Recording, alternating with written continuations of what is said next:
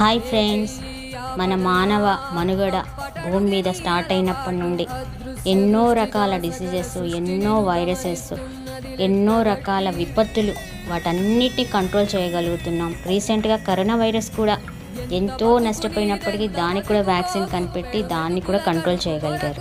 కానీ ఇంతకంటే భయంకరమైన ఒక వైరస్, దాన్ని ఎవ్వరు కంట్రోల్ చేయలేరు. అది భూమి పుట్టినప్పటి నుండి మానవ మనుగడ స్టార్ట్ అయినప్పటి నుంచి స్టిల్ ఇప్పుడు ఇంకెప్పటికీ ఉంటుంది. అదేంటో తెలుసా మీకు? అదే నమ్మక ద్రోహం. దీనికి ఎవ్వరూ ఏ మెడిసిన్ కనిపెట్టలేరు.